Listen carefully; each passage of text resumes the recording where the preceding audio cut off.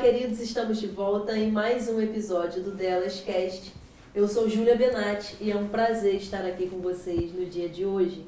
É bom ter vocês aqui em mais um episódio. Espero que tenham gostado do episódio anterior. O convidado de hoje é um convidado muito especial, que se você ainda não tem o prazer de conhecer, com certeza temos muito que aprender com vocês. Gustavo Lima. Gustavo, que é advogado, já foi garçom. Vou deixar você contar a sua história pra gente, se apresentar. Assim, eu tenho 35 anos, eu sou advogado, eu sou cria do Morro da Caixa d'Água, em Belford Roxo, ali perto do centro. Todo lugar tem um Morro da Caixa d'Água, né? Porque tem uma caixa d'água. Porque é um morro e tem uma caixa d'água, aí ele vira o Morro da Caixa d'Água. E vira caixa d'água justamente porque geralmente as companhias de água, elas têm muita dificuldade de alimentar com água a comunidade no alto. Aí eles costumam fazer uma caixa d'água lá no alto, e aí quando a bomba funciona, eles abastecem a caixa d'água. Aí quando a bomba quebra, tem água na caixa d'água, mais ou menos igual tem em casa. Mas enfim, eu já trabalhei de um monte de coisa, comecei a trabalhar cedo, ajudava meu pai no aviário. A gente não vê mais aviário no Rio, né? Você reparou? Não tem. Você procura um... Quem achar um aviário aí, fala comigo. Marca o aviário. Marca o aviário pra gente fazer um turismo. Eu vou levar meu filho no aviário. Meu filho nunca viu um aviário. Vou fazer uma parceria, eu mando frango pra Gaga. Cara, e aí, desde muito cedo eu ajudava meu pai no aviário. Depois eu comecei a trabalhar num buffet. Fui garçom nesse buffet. E aí eu tenho um problema que eu não sou muito alto. E eu era novo, né? Então, quando tinha bebida alcoólica, eu não podia trabalhar. A dona do buffet não deixava eu trabalhar. Mas ela era cristã e aí tinha muita festa de crente, sabe que crente come. Você nasceu em berço evangélico? Nasci, de criação eu sou batista. A gente foi criado na igreja batista. E aí eu fui garçom, eu fui camelô de CD pirata, mas eu posso confessar porque já prescreveu, já tem bastante tempo, não é mais punível. O bom de você ser advogado agora é que você importante. Eu faço assessoria de muita gente, né? Nem se vende, né? Mas CD hoje em dia pode contar. É verdade, também não vende. Mas você tem um prazo também, um crime de muito tempo atrás. Hoje o Gustavo ele vai não é dar mais uma punível. aula pra gente. De quê? Daí você tá falando aí do que pode nos jogar na cadeia, do que pode não nos... Por exemplo, pode nos prejudicar, por exemplo. Eu tenho muitos amigos policiais, até por causa do trabalho com direito penal voltado para a defesa de policiais. E agora tá muito em voga o podcast policial, né? E aí, de vez em quando, eu tô ali no ouvido de olha, isso aqui você não pode falar. O BOP proibiu, parece, né? Eu sei porque eu tenho um grande amigo, alô Harrison, um beijão. E ele não pôde, ele queria participar, mas parece que o BOP proibiu.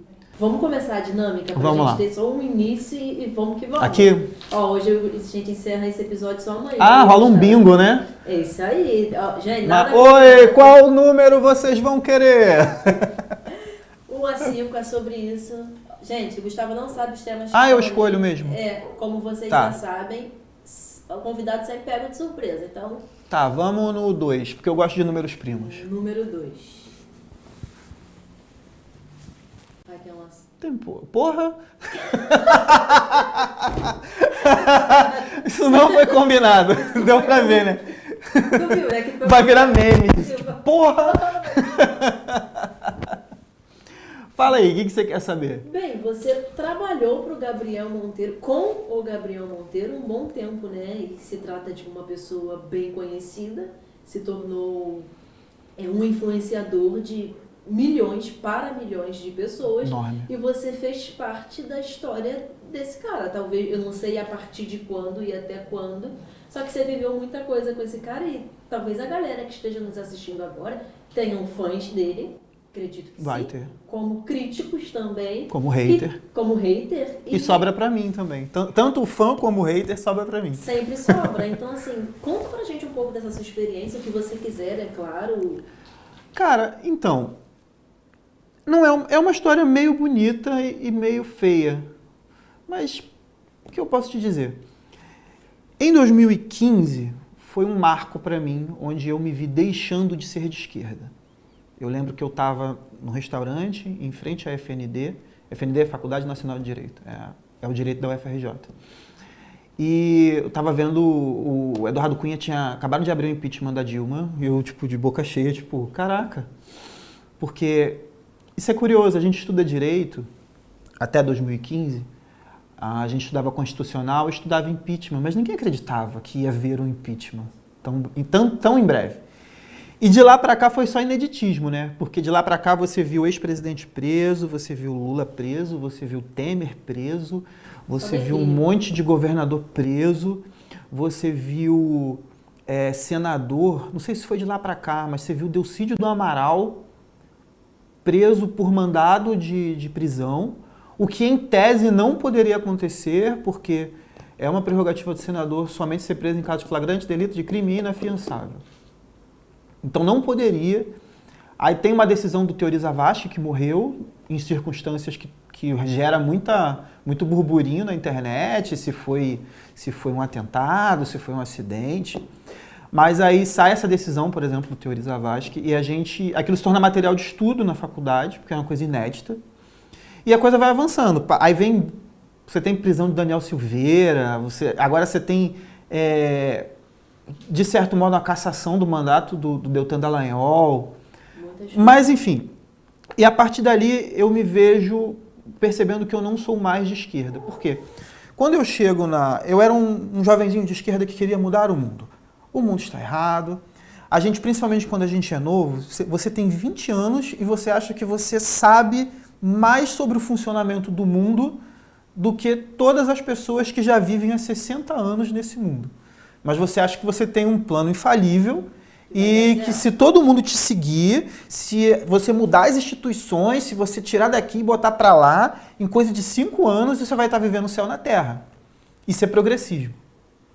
O conservadorismo, ele diz que, olha só, meu filho, a sociedade evoluiu por milênios assim. Então, ainda que você não entenda o funcionamento desta instituição, ela sobreviveu a milênios, e você só tem 20 anos, por uma razão que talvez você não conheça. Mas não convém você tirar ela dali de uma hora para outra. Se você quer fazer uma modificação nela, você tem o direito de tentar, mas tenta devagar, porque você pode acabar quebrando uma coisa muito maior do que você e acabar levando a sociedade a um declínio. Mas aí, eu chego na UFRJ com um menino de esquerda que quer mudar o mundo. E aí, cara, parecia um meme, assim. As pessoas falando os maiores absurdos. Nego fumando maconha na porta da faculdade, no intervalo. Umas coisas umas discussões que a gente vê hoje maiores, mas ali elas eram vanguarda. Ninguém discutia aquilo ali tanto. Questão de banheiro de acordo com o seu gênero. Isso era uma discussão embrionária lá, que estava começando a acontecer. E várias outras coisas meio bizarras, assim, muita bizarrice. Aquela bizarrice, eu cheguei ali achando que eu ia encontrar as maiores mentes da esquerda. E eu encontrei, na verdade, um monte de maluco. Onde só para quem não está entendendo, o Gustavo hoje ele se considera um cara de direita, correto, Gustavo? Mas o Gustavo já foi esquerdista. Era um dos que estavam ali. Apesar do seu tema Gabriel Monteiro, você está contextualizando isso, como começou, correto? Então, o Gustavo era um cara de esquerda e tem propriedade para falar o que viveu. Porque você tomou, assim, entre aspas, ranço da esquerda dentro de uma universidade federal. Mas então, volta no Gabriel, eu conheci ele nessa audiência pública e a gente começou a trocar ideia. Aí ele inventa de fundar um movimento, porque ele já estava de saída do MBL. Sim. Me chamou para integrar, eu caí de paraquedas, assim, 1º de janeiro de 2020, na casa de um deputado, ele fundar um movimento, e, chega aí, chega aí, 1º de janeiro, é churrasco? Não, é movimento. Demorou. E foi basicamente isso, ele precisava de um apoio jurídico, que ele não tinha, na verdade ele tinha até o Dr. Sandro Figueiredo, que é um grande amigo meu, um advogado sensacional. Vira e mexe, eu estou chamando ele de professor, que é um cara que eu respeito muito, admiro muito. Mas o Sandro tinha uma atuação muito específica e eu tinha uma atuação mais ampla. Então, a gente não competia entre si, pelo contrário, a gente se auxiliava. E qual era a minha vantagem ali na política? Eu sou advogado, mas eu entendo da política. Então, algumas coisas eu sei que não vai ser uma ação judicial que vai resolver. Outras eu sei que vai ser uma ação judicial que vai resolver. Outras eu sei que é um meio termo de ação judicial e um post na internet. E assim vai. E aí eu comecei a ajudar ele nesse sentido. O tempo foi passando, ele quis ser candidato. Vocês se tornaram amigos fora a relação profissional? De você frequentar a casa dele, por exemplo? E tipo, pô, bora tomar uma cerveja juntos. Aí eu fui amigo dele. Foi amigo dele. Se ele foi meu amigo, você precisa perguntar pra ele. Difícil, no momento eu entendi. Eu fui amigo dele. Mas aí, eu não gosto muito de casa dos outros, realmente. Assim, Também não. Nada como nossa casa, né? Não gosto da minha casa. Ou vamos beber no bar. Aí veio a campanha, eu coordenei a campanha dele toda. Foi um negócio assim, ele é uma pessoa que ele não confiava em ninguém. E aí era um time extremamente reduzido. E aí eu arroguei pra mim, levantei a mão e falei, opa, eu sou advogado, eu vou pro escritório, se virem na rua. E aí fiquei resolvendo burocracia. Mas aí a rua não estava rendendo, porque a pessoa que estava coordenando a rua não estava sabendo muito bem coordenar. Depois eu soube que ela ficou chateada comigo. Uma pena, nada contra, mas não estava. E aí... infelizmente. E aí acabou que eu tive que ir para a rua também coordenar a campanha. Então eu coordenei a campanha de vereador de A a Z, praticamente. E foi uma campanha muito marcante, vitoriosa. Foi uma campanha super barata, né? Acho que a gente gastou... Acho que uns 30 mil só, para 60 mil votos. 60.206, 606. Não, realmente acredito, quando você participa de algumas coisas, é possível, com um trabalho de formiga, boca a boca, porta a porta, é possível, difícil, super barato, é possível. Super barato.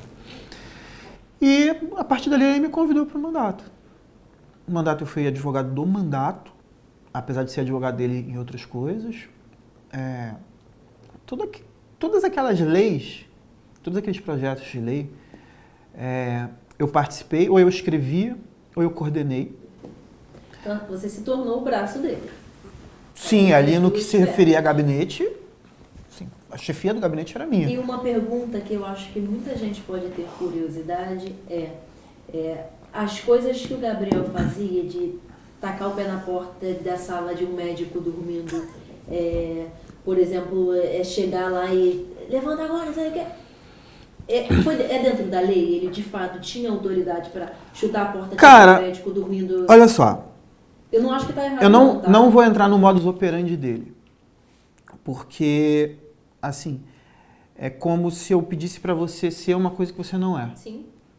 Então o modus operandi dele é o modus operandi dele, porque foi ele que recebeu 60 mil votos, não fui eu. Sim. Eu não concorro a nada e se eu for concorrer eu vou ganhar um voto, que é o meu, só. Pô, eu voto em função da sinceridade, cara. Então, 2. Ele recebia muita crítica ali na Câmara, internamente. Até de próprios parlamentares? Não, sobretudo dos parlamentares. Com relação ao modo que ele agia. Agora, a imprensa é uma grande divulgadora de fake news, assim, a imprensa oficial. A imprensa gostava de usar a expressão invadiu. Invadiu o hospital. Assim... Você invadiu aqui? Você invadiu aqui? Não, né? Você pode entrar. Então, assim, se a lei orgânica, se eu não me lembro, era o artigo 47, estou fugindo agora, mas alguma coisa ali na lei orgânica dizia que é prerrogativa do parlamentar entrar e fiscalizar. Se a lei está te autorizando a entrar, como é que você está invadindo? A forma com que a mídia vendia isso para queimá-lo até então era manipuladora demais, principalmente a pessoas que não têm acesso à informação e com certeza já tiveram essa dúvida da pergunta que eu acabei de te fazer. Está dentro da lei. Está dentro da lei, está pautado na lei. A lei está muito clara. E através desses vídeos, há quem diga que houve muito sensacionalismo de, por exemplo, ele estar no meio de um tiroteio e gravar e que está tomando tiro. Há quem diga que existiu muito sensacionalismo. Eu não estou aqui para julgá-lo, não fui amiga dele. Só que é um cara que construiu um império, talvez não seja a palavra, mas um legado. Um jovem com mais de 60 mil votos, elegeu o pai e a irmã, né? Só que o que desandou? O que deu errado?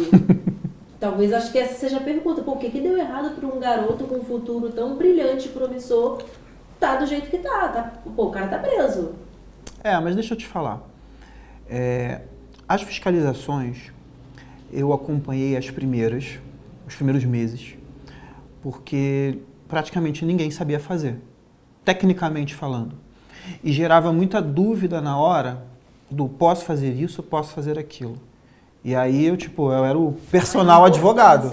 Sim, você tá com o advogado do lado, olha, eu posso fazer isso. E imagina uma fiscalização, se você tem uma resistência por parte de algumas pessoas dali a receberem a fiscalização, você tem câmera, você tem um monte de paciente que tá puto de estar ali, porque ninguém tá feliz no hospital. E você tem aquela pressão. E aí? Aí surge um determinado problema. E aí era assim, olha para o lado e posso fazer isso? E é a responsabilidade de dizer pode. Se falar pode, vai. Se eu falar não pode, não vai. Mas a coisa precisa ir. Então, isso era um trabalho que eu gostava muito de fazer. Muito de fazer. Porque não é só você ter sido estudioso. Você tem que ter uma capacidade de raciocínio muito rápida para você fazer a interpretação. Com certeza. Ah, o médico está recusando atendimento. Posso dar voz de prisão por omissão de socorro? E aí, pode ou não pode?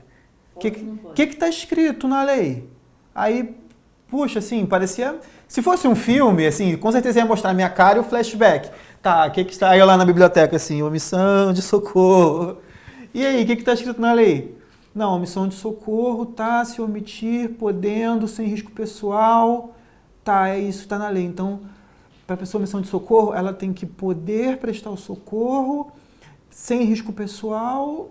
Não, então ela tem. Não, Aí, volta com a resposta. Pode, mas a gente tem que ter certeza de que a pessoa sabe que tem alguém precisando de socorro, tá? Porque ela pode dizer, porra, não vi. Não, então o cara tá dentro da lei, né? Tem que criticar o que é pra criticar e elogiar o que é pra elogiar. O cara não... a forma que ele chegava, a mídia vende como invasão, mas o cara tem autoridade. Deixa eu te contar uma coisa melhor. Médico dormindo. A grande defesa do médico dormindo dizia, ele é ser humano, ele tem o direito de dormir. Claro que ele tem. Só que num plantão de 12 horas, a gente levantou as regras internas, aí vem todo o trabalho de burocracia, de estudo, de pesquisa, que muitas das pessoas só viam um vídeo com tiro, porrada e bomba. Mas você tinha uma base jurídica ali por trás. Então você tinha ali. A gente conseguiu levantar, isso é uma regra geral, mas a gente foi conferir se a prefeitura não tinha uma regra especial, mas num plantão de 12 horas você tinha direito a 2 horas de descanso. E aí, o que acontece? Pega o médico dormindo, o médico, pô, eu tô no meu descanso. Pô, eu tô no meu descanso. Pô, eu tô no meu descanso. Só que a gente começou a notar que na maioria das UPAs já tinha um horário de descanso pré-definido. E aquele ali não era aquele horário. Mas o cara sempre dizia, pô, mas é porque eu no horário de descanso eu não descansei. E aí eu tô descansando agora, eu não descansei na hora, eu tô descansando mais tarde. Mudei o meu horário de descanso. E aí tu chegou o fiscalizador ali, você não sabe. Você não passou as 12 horas ali para ver. Só que eu sou o cara do papel. Eu gosto de falar, gosto de trocar ideia, gosto de ir pra rua, mas eu sou o burocrata. Então, manda documentação. Quando a gente pegava a documentação, olha que bonito. 3 médicos tinham que trabalhar de 7 da noite às 7 da manhã. Aí a gente pediu a ficha de atendimento, né? Pedimos lá para resguardar o nome dos pacientes, sim, por causa para não expor, não era necessário, mas pedimos para ver os atendimentos que ele fez. E aí, o médico A só tinha atendimento de 7 da noite a 11 da noite. O médico B, inclusive foi um médico que eu peguei na fiscalização trabalhando e originalmente eu falei, parabéns porque você é o único que está trabalhando. O médico B atendia de 11 da noite a 3 da manhã. O médico C atendia de 3 da manhã a 6h20 e pouco. Ele nunca ia nem até 7. Aí você poderia imaginar, pô, 6h20 e pouco, acho que acabou o paciente, né? De repente não ficou vazio por essa hora. Mas aí você pegava na ficha de atendimento, você via que o atendimento parava 6h20 e pouco. E 7h20 e pouco, 7h30... retomava os atendimentos um atrás do outro. E nessas 1 hora, 40 minutos? certamente os pacientes estavam lá esperando. O médico, certamente, não posso afirmar porque não vi, mas o que os papéis indicam é que o médico provavelmente foi embora. Foda-se quem está esperando. E o outro chegou um pouquinho atrasado. E aí nisso vidas se perdem, pessoas morrem. É problema seu que está na UPA. Problema do cidadão que vai... Tá com dor? Tá com teu filho? Tá com teu filho com febre, com pneumonia? Problema seu, espera. O médico tá vindo. Então, assim, de fato... Aí, calma aí, mas olha só. Então repara, o cara tinha que trabalhar, era pago para trabalhar 12 horas, mas ele trabalhava 4 e 8 ele dormia. E aí, a gente recebia as críticas dizendo assim, olha, mas ele é humano, ele está trabalhando 12 horas aqui, mas ele está saindo de um plantão de 24. E aí eu ficava olhando para as pessoas e falava, cara, eu posso não trabalhar no meu emprego atual porque eu estou cansado do meu outro? Então eu posso ter 2 empregos e eu escolho um para dormir, né? Porque eu arrumo 2 empregos, trabalho em um, chego no outro, pô, tô cansado do outro emprego, vou dormir. Se você não tem capacidade de fazer 36 horas de plantão, não faça. Não aceita, porra. Não faça, faça um. Ganha muito bem. Policial que pega rádio, porra, pega se quiser, certo? Pega se quiser, se não quiser, não pega. Então, assim, se você depois de 24 horas não está em condições de trabalhar, não pegue outro plantão. Vai pra casa. Desista, pede exoneração, pede demissão. A maioria ali é plantonista, recebe só pelo plantão mesmo, fala que não vai, que não consegue, e se vira. Então o cara, pra isso, ele estava dentro da lei, né? Finalizando, porque assim, você é um cara que tem muita história, tem um currículo excelente, inteligentíssimo, vou fazer a expressão que a diretora lá da tua escola. Direito na UF. Então, assim, tem muita história para contar, então não acho que a gente deva ficar presa no assunto Gabriel Monteiro, só que é algo que gera curiosidade. Todo mundo pergunta. Do cara, porra, tu viveu com o cara. Eu fiquei saindo no RJ direto, minha cara. Então, hoje você não tem mais nenhum vínculo com Gabriel Monteiro? Não, quando acabou o mandato, eu fui lá, conversei com ele, me despedi, falei que eu ia seguir outros rumos. Ele deixou portas abertas para mim, mas eu preferi seguir outros rumos. Você comentou que você já teve um episódio com policiais? O Miquéias que participou de um Fala Glauber. Não, episódio junto, já tive com o Miquéias até. No primeiro do Fala Glauber, foi o primeiro. O Fala Glauber está imenso. Eu conheci o Glauber, ele nem tinha sonho de ter podcast. Ele tinha, na verdade, pretensões como vereador, se eu não me engano, em São Gonçalo. Niterói, isso. Trocou um cara, gente finíssima, e veio como o canal dele cresceu, o cara tá eu conheci ele nesse contexto. Saindo da carreira política. Cara. Ele percebeu que não tinha muito espaço para ele. Sim, ali sobre isso, na questão ali política. Não vou detalhar porque eu não sei se ele gostaria de detalhar. Sim. Mas ele percebeu ali que não era uma boa. E aí ele sai e começa a... Ele sai e apoia o Roberto. Apoia o Roberto Monteiro, que foi candidato em Niterói. Aí ali eu conheci ele nesse contexto. Ele conhece o Roberto traz ele pra gente, a gente começa a trocar ideia. A gente ajuda na campanha do Roberto. O Roberto não se elegeu, mas agora é deputado, né? Sim. Abraço, Roberto. Roberto é gente boa demais. Prolixo, filha, mas... Né? Ambos deputados. Mas ele tem um lugar especial no meu coração. É um cara muito gente boa. O Roberto Monteiro. Como pessoa. Eu realmente não acompanho o trabalho dele como deputado, mas um cara muito gente boa, gosto muito dele. Assim, tem idade para ser meu pai, mas a gente tem uma relação meio de amigo. Tanto que eu acabo não chamando ele de seu Roberto. Às vezes eu fico sem graça, que eu vejo todo mundo chamando ele. E eu tô, qual é, Roberto? Chega aí. E aí eu fico meio sem graça, mas acabo que já passou também, né? Então tem uma certa intimidade. Mas é um cara 10. Mas aí eu conheci o Glauber assim. Quando ele começa o podcast dele, se eu me lembro bem, ele não tinha essa ideia de ser um podcast policial. Ele queria falar de concurso. É um pouco da área dele, né? Ele passou em alguns, né? Ele é um cara muito bom de caneta, muito bom de papel. Eu não sou tão bom de papel, assim, de prova. Não sou tão bom, porque a minha cabeça é uma cabeça de advogado.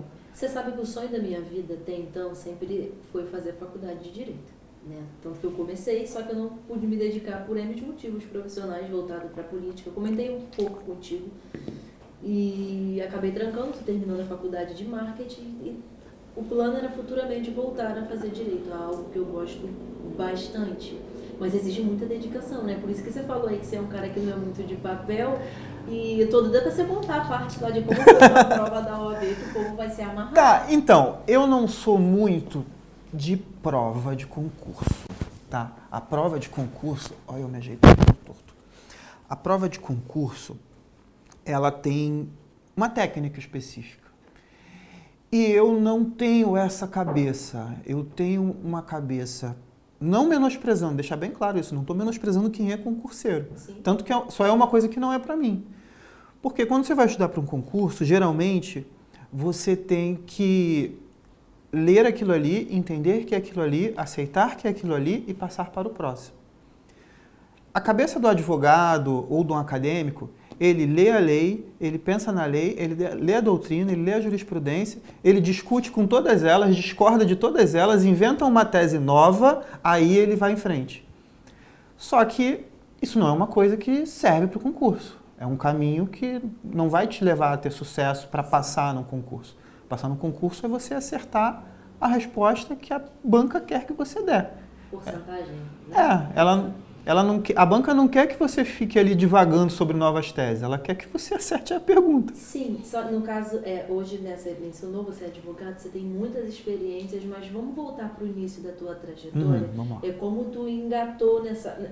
Tua infância, você falou que foi criado no Morro da Caixada, no Belford Roxo, mas o direito sempre esteve presente na tua vida, assim, com 10 anos, tu moleque, porra, eu quero ser advogado. Cara, o direito sempre esteve presente na minha vida, mas eu não sabia que eu queria ser advogado. Eu sabia que existiam regras no mundo, eu sabia que as pessoas que eram autoridade para mim na época, por exemplo, as professoras da escola, a direção, eu sabia que existiam regras ali e que aquelas pessoas eram responsáveis por aplicar as regras. Mas eu sabia também que vira e mexe elas desrespeitavam as regras em meu prejuízo. E aí eu ficava pentelhando todo mundo, a gente está falando de 20 anos atrás, né? Até mais um pouco. Então, você não tinha a internet tão desenvolvida. Sim. Eu acho que não tinha nem o Google, eu acho, nessa época. Então, a consulta aos seus direitos não era fácil. Então, eu ficava pesquisando aqui e ali para saber o que eu tinha direito. Tipo, eu estudava numa escola, em determinado momento eu estudei numa escola que não tinha cantina na escola. E, ao mesmo tempo, a escola não deixava entrar com comida de fora. E aí eu fiz uma rebelião na escola porque eu tinha o direito de comer. Caraca. Entendeu? Então, o direito sempre teve permeando. Existia uma política assim, de todas as escolas de deixar o aluno depois da hora. E eu ficava, eu acho que não pode me prender aqui depois da hora. Não pode. Como que você vai travar o aluno depois da hora? Não dá. Você está fazendo cárcere privado do aluno. Eu vou te conhecer, 5 anos depois que eu terminei esse estudo, cara. Cara, eu fico até preocupado quando meu filho ficar maior na escola. Teu filho vai ser chato, né? Assim, chato no sentido do pai já vai ter auxiliado ele em tudo. O professor vai falar, como é que é o nome do seu filho? Bernardo. Bernardo, você vai ficar meia hora a mais. Meu pai falou que você não pode. Não vai. Não vai porque, infelizmente, 20 anos atrás eu voltava sozinho da escola. Agora, provavelmente, ele não voltará. Então, ou vai ter alguém indo buscar ele, ou alguém da família, né? Ou um profissional contratado daqueles escolar. Então, você vai ter uma hora, você não pode travar o aluno. E isso é uma espécie de castigo corporal também. Porque você está, pelo seu castigo, porque você falhou, sei lá no quê, você vai ficar aqui depois da hora, fazendo o quê? Fazendo nada. Estudando o quê se não tem professor para dar aula? Essa coisa mesmo de professor tomar celular de aluno. Não pode. Não pode tomar o celular do aluno, até porque meu celular está aqui. Se você pegar o meu celular, você ficou com raiva de mim, ou sei lá, Gustavo, eu não quero que você olhe, presta atenção em mim. E aí você pegou meu celular. Se você derrubar meu celular, você vai ter que me indenizar. Porque meu celular estava íntegro, você prendeu ele, você travou ele, você tirou a minha posse dele, se apossou dele, e você é responsável por ele. Se ele cair e quebrar, você vai ter que me dar outro. Ou vai ter que consertar, depende. Eu posso também falar que eu não aceito conserto porque meu celular era íntegro e eu quero um novo. Tem argumento para tudo, dizem. Alguma coisa você vai ter que ver.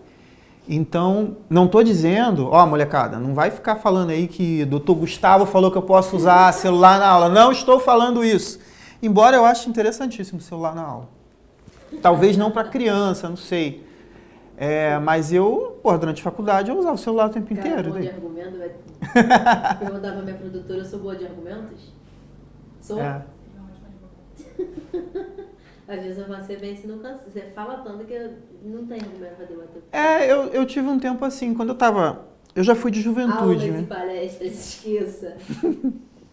Eu já fui de juventude, de partido, Hoje eu tô mais à direita, mas eu já fui de esquerda. Vamos falar disso. Então vamos guardar para depois isso. Porque ali rolavam umas coisas que eu era de juventude, mas eu já estava um pouco mais velho. Então tinha uma molecada mais nova.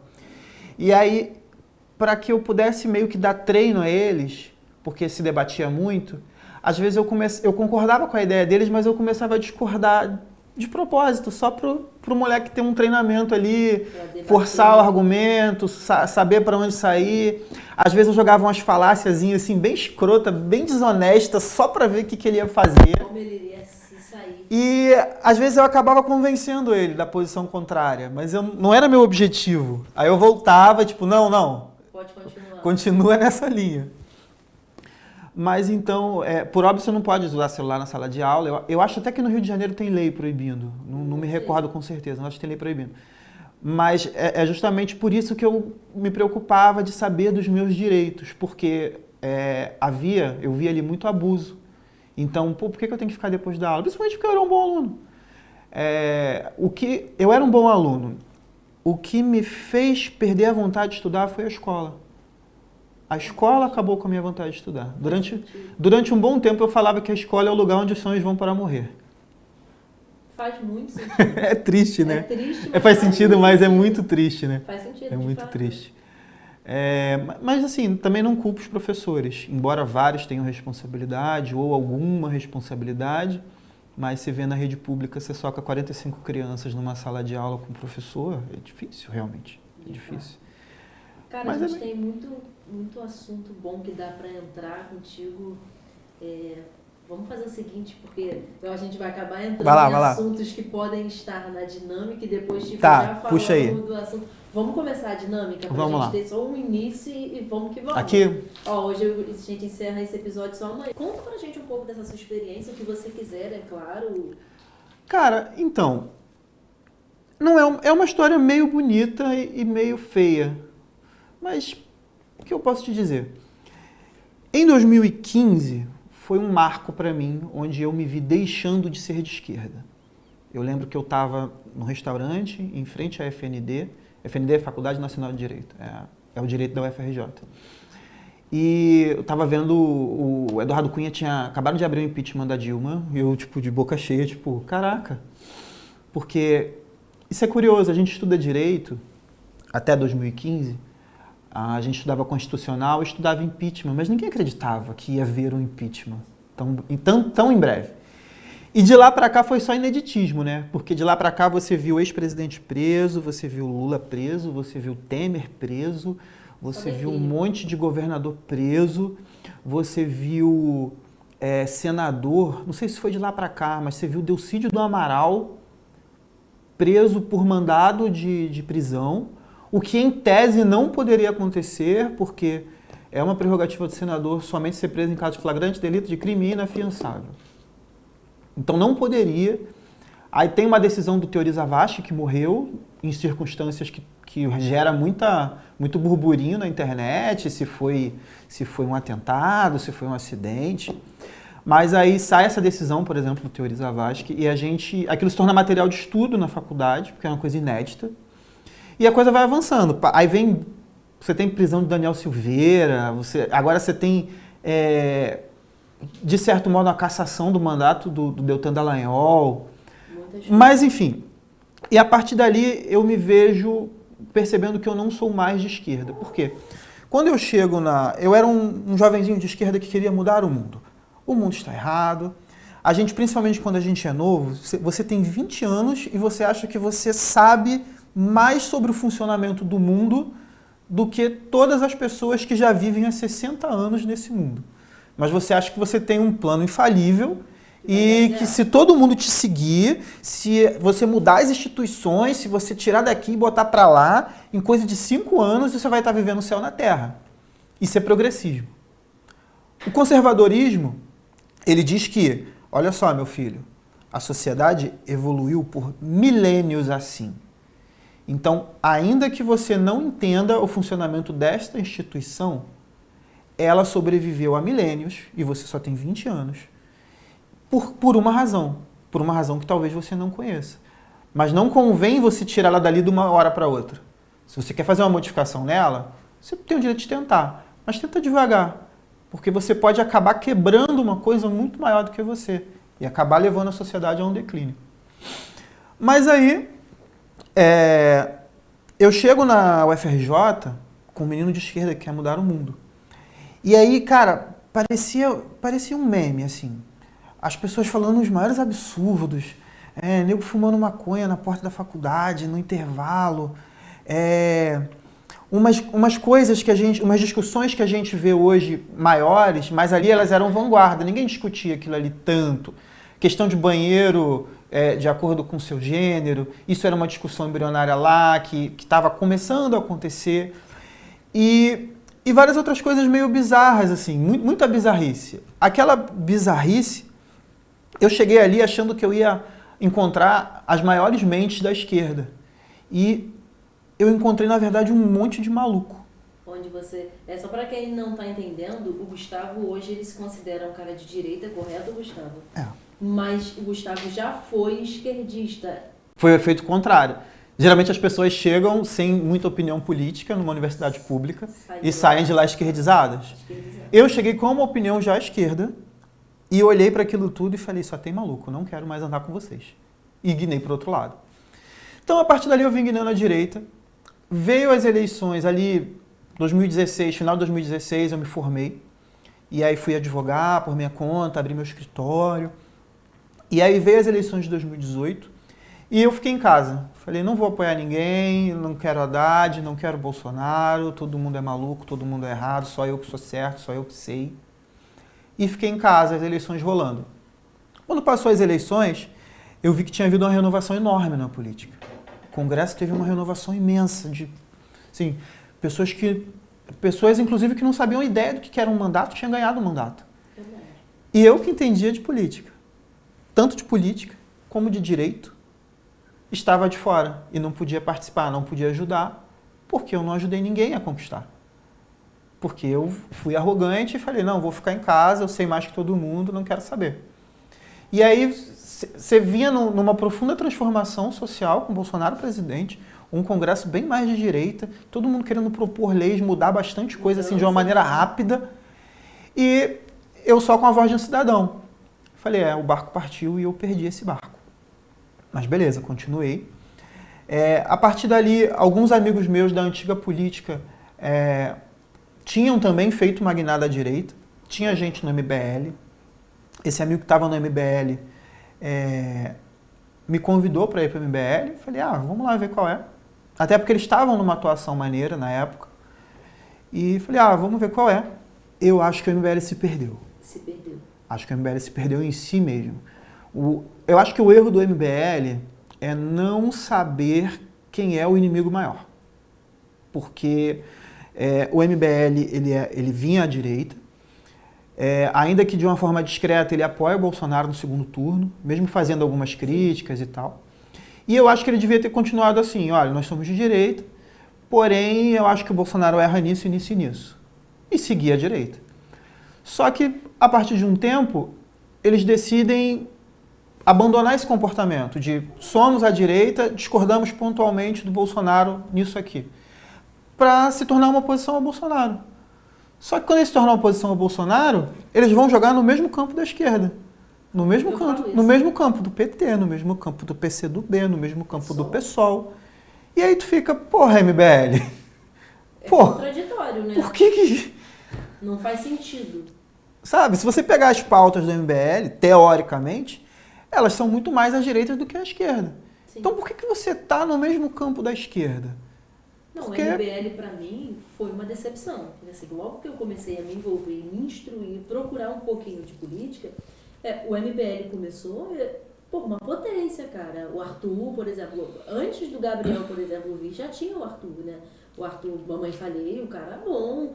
Só que, de repente, numa espécie, talvez rebelião não seja a palavra certa, mas eles mudaram totalmente a mente deles. E o que você falou faz sentido. Eu posso apoiar o Bolsonaro e discordar de parte das coisas que ele faz. E o MBL simplesmente... não é a primeira vez que eu falo desse assunto, mas o MBL declinou, né? Muito. Muito. Muito, a meu ver, por precipitação, falta de maturidade. Até porque são pessoas novas que nunca estiveram na política e conseguiram um mandato, conseguiram uma expressão legítima, popular, foram votados. Mas acho que por falta de maturidade política não souberam levar. E aí você pode ver que a expansão do MBL acabou. Verdade. O MBL, ele é o Kim, ele era o Arthur, não é mais. Ele era o Kim. Aí você tem o Guto Zacarias, eu acho, em São Paulo. E é isso aí. É isso aí. Onde mais está o MBL? Não é mais uma potência, né? Vamos para outro tema? Vamos para o próximo tema. Não, perfeito. Respondido. Eu tenho que escolher de novo. Vamos lá. Pode ser então. Número 1. Já começamos polêmica. Número 1. Eu tô com sorte, né? Vai vir outra polêmica. Política. Vai. Política... Falando política é polêmica se a gente quiser. Política é polêmica se a gente quiser, indiretamente. Por isso que o bom da dinâmica é que a dinâmica vai nos reorganizando, que às vezes a gente volta em um assunto que nós iniciamos falando. Né? Você tem pretensões políticas? Pretensão política é tipo ser candidato? Sim. Não, nenhuma. Tem um perfil de um possível candidato. Não. Tu é carismático. Não, mas eu não gosto de gente. Qual cara? Não. Nem um pouco. Eu gosto do meu público, da galera que me escuta, mas eu já repeti isso várias vezes. Gente é chata, uma galera, eu não gosto de gente. Cara, então, eu faço uma investigação de autismo. Talvez eu seja autista. Pelo que eu entendi, eu sou, mas eu não vou dizer que eu sou até um profissional me dar um laudo dizendo que eu sou. Eu tenho uma bateria social muito curta. Eu sou impaciente. E assim, lidar com o público é ser popular. Eu não me acho popular, eu me acho nerd. Nem tanto também, mas eu me acho nerd. Eu não me acho popularzão, eu não sou das massas, que anda aí, e aí galera, beleza? Eu não sou essa pessoa. O cara que tá lá no rolê assim, da 1h da manhã, quero ir embora. Eu sou o cara que sai do rolê e se eu perceber que não vão deixar eu ir, eu nem dou tchau. Se esconde. Eu olho assim, pô, já deu pra mim, vou embora. Eu sou essa pessoa. Tanto que eu não vou. Cara, eu não vou pra rolê de carona. Eu não vou pra nenhum rolê que eu não possa voltar fácil. Porque eu sei que alguma hora eu vou querer voltar. E aí eu tenho poucos amigos. Então pretensão política tu não tem justamente por esse fato. Eu não tenho pretensão de ser candidato. Sério, pelo menos, ele lidar com o povo, com o público. É muito desgastante. Demais, extremamente. Seja. Eu tenho uma espécie de ressaca social. Já viu ressaca social? Explica. Ressaca de álcool. Você bebe muito, no outro dia tu tá na merda. Ressaca social. Se eu for num lugar que tem muita gente, muito público, principalmente se for gente que eu tô conhecendo ali na hora e pá, quando eu chego em casa eu tô exausto. Eu entro pro quarto, ligo o ar-condicionado, boto uma coisa besta na televisão para ver, uma coisa que ela só vai me distrair, mas ela não vai usar 1% do meu cérebro. Vou ver uma comédia boba e vou ficar ali, me recuperando. É a ressaca social. Eu não quero ver ninguém, eu não quero falar com ninguém. Eu boto um filme repetido. Depois filme repetido. Aí você até vai perceber um outro detalhe que você não percebeu, mas o principal do filme você já sacou, é aquilo ali. E por isso eu não tenho pretensão de candidato, mas eu gosto muito de estar na política. Envolvido com a política. Uma pergunta, antes de pularmos para o próximo tema. Você já foi esquerdista, né? Talvez a gente até volte a falar sobre isso, vamos aguardar os próximos temas. Hoje você se considera um cara direitista, correto?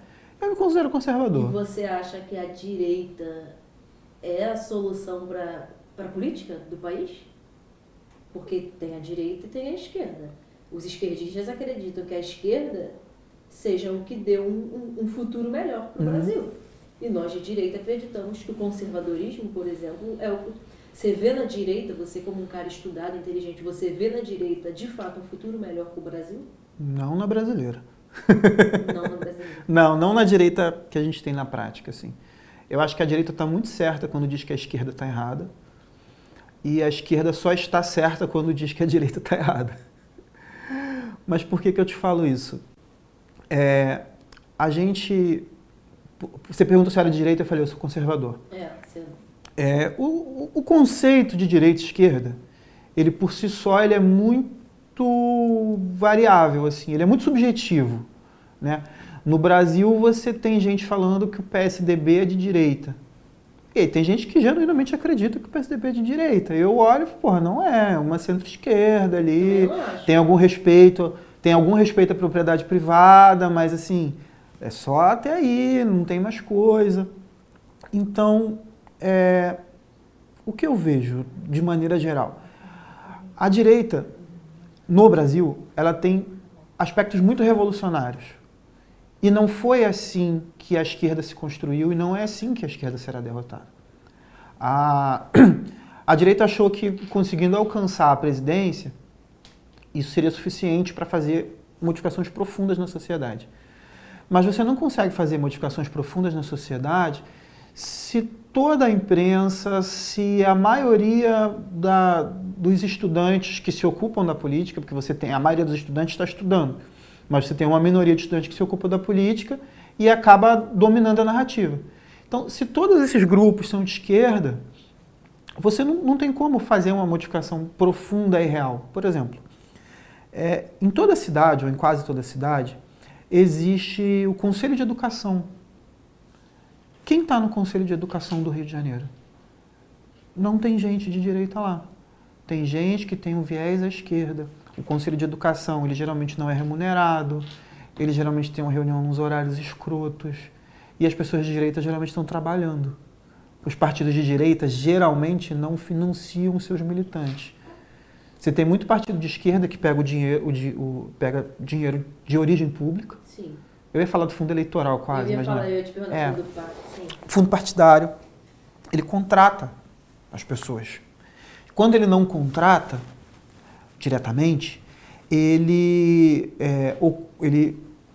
coloca essas pessoas em órgãos públicos. Mas essas pessoas não trabalham. Isso é comum. Você aí, promotor, que vai depois me notificar e dizer, venha depor aqui sobre esse fato que você está falando, o direito diz que fatos públicos e notórios não precisam ser provados. Isso é um fato público e notório. Todo mundo sabe que isso acontece.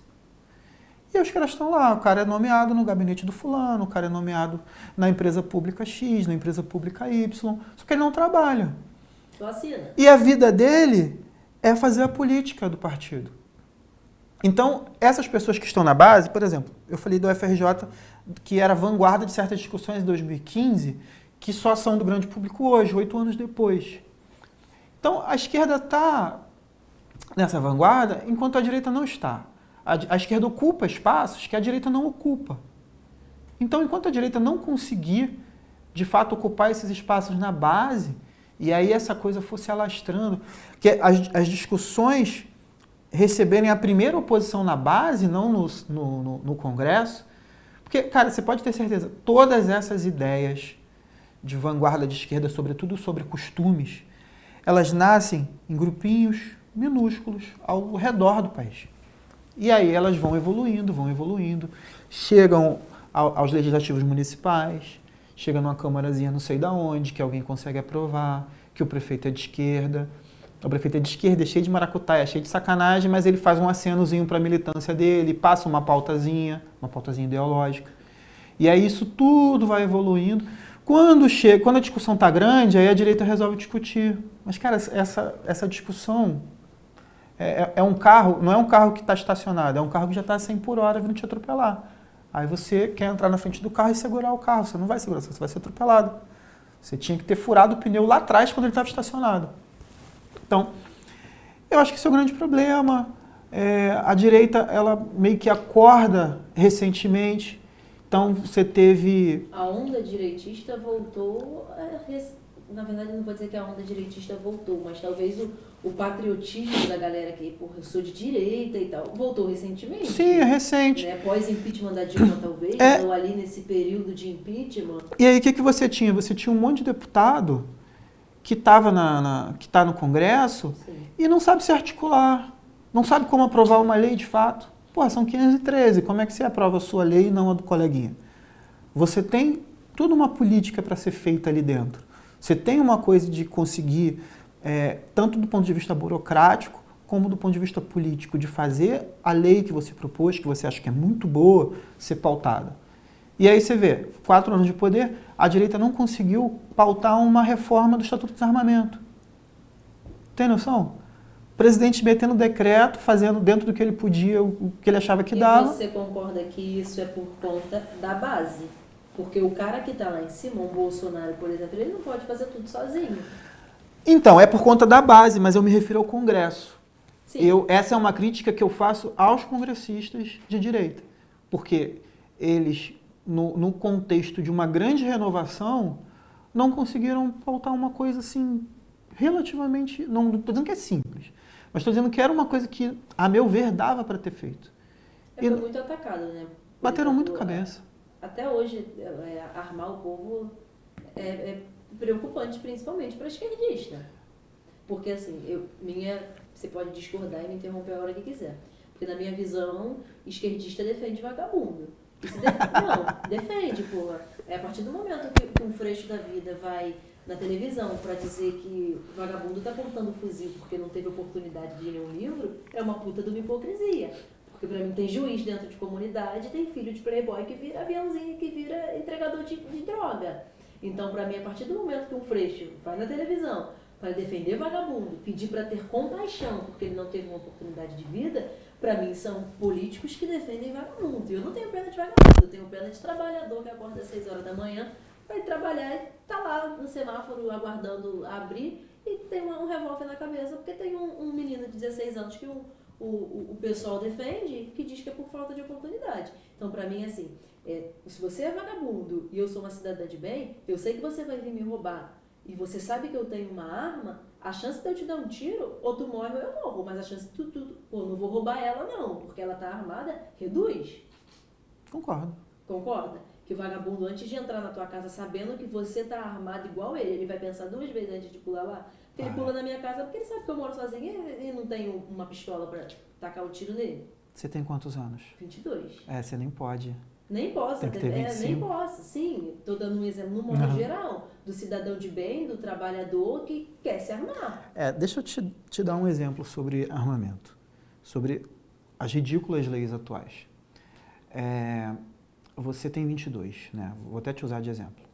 Você pode entrar numa escola de vigilante e fazer um curso de vigilante, e aí lá você vai ter treinamento de legislação, defesa pessoal, tiro, manutenção da arma, todos os cuidados, você vai ter esse treinamento. Depois, acredito que você faça uma prova. Quem é vigilante aí, não fica bravo comigo se eu errar, tá? Só estou dando um exemplo. Eu tenho clientes que são vigilantes, enfim. Mas eu acredito que você faça uma prova e aí você vai estar habilitado. Essa habilitação se chama ata. Então você vai ter ali a sua ata de segurança privado, né? E aí você vai ser habilitado a ser um segurança. E aí você pode vender a sua força de trabalho para uma empresa de segurança. E aí você vende a sua força, ele vai lá, assina a sua carteira, ele vende a sua força de trabalho para você ser um segurança. Se alguma estrela global quiser te contratar, falar, não, eu quero uma segurança, mas eu quero feminina, porque por qualquer motivo que seja, porque por intimidade, porque vai estar dentro da minha casa, eu sou mulher também. Se qualquer pessoa quiser te contratar e tiver meios para pagar, essa pessoa vai te contratar, você vai botar uma arma na cintura, você vai entrar num carro, você vai andar atrás dela o dia inteiro, protegendo ela e a família dela, onde quer que ela vá. E aí você vai fazer a proteção dela. Quando você chegar em casa e, de repente, seu filho estiver chegando um pouco mais tarde da escola, você não pode pegar a sua arma, botar na cintura e ir buscar o seu filho no ponto de ônibus. Essa é a pergunta que eu te... Existe a diferença do porte para a posse? Sim. Correto? Existe essa diferença que às vezes buga a cabeça de muita gente.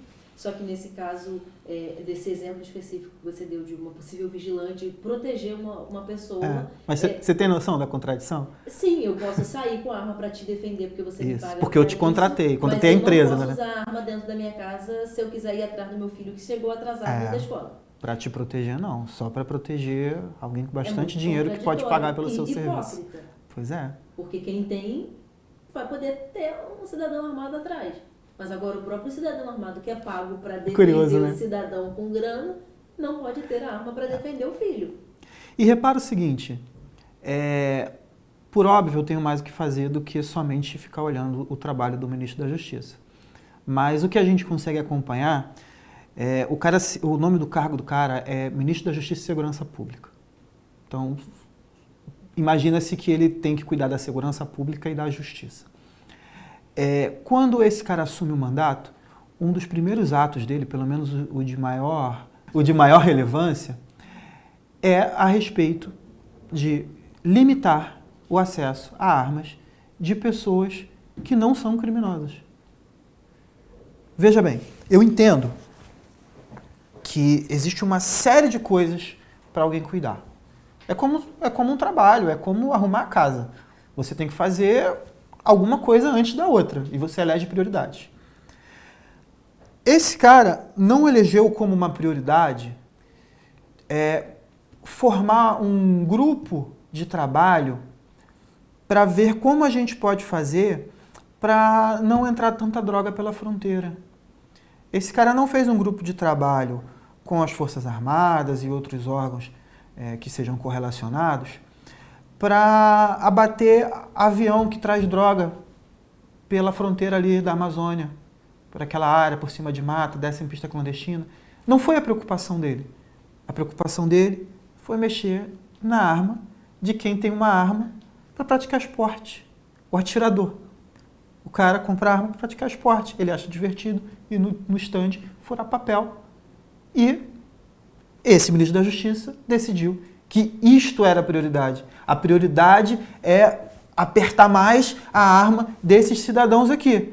O tráfico a gente vê daqui a pouco. E o daqui a pouco não chega. Exatamente. Então você concorda que defende os vagabundos que estão lá na favela portando fuzil. Ele não defende vagabundo.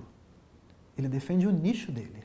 Exatamente, sim, beleza. Mas assim, contrapartido que ele quis dizer que, porra, no meio de uma... Você acabou de falar que às vezes eles são inocentes. A tia, dona de casa lá que tá vendo no Jornal Nacional, tá ouvindo tiroteio e vai pro portão. E acaba tomando um tiro. Sendo que a culpa disso, raramente você vê a mídia colocar a culpa do dono da boca, no chefe do comando. Concorda? É sempre em uma operação desastrosa. Quando eu ataco, assim, eu sou antipetista, mas para mim um dos maiores cânceres do país é o PSOL. Eu não suporto o PSOL, cara. Para mim, o que o PSOL prega é a polícia é recebida na favela a tiros, mas a polícia tem que receber o vagabundo com um livro na mão. Eu acho que essa é uma das principais, é o que mais me enoja em partes desses governantes, inclusive o que eu mencionei. Essa galera é muito bem articulada. Isso a direita tinha que aprender com a esquerda. A esquerda é muito bem articulada. Muito. A esquerda tem senso de grupo. Ainda que, se você for num congresso de esquerda, você vai ver eles se estapeando o tempo todo.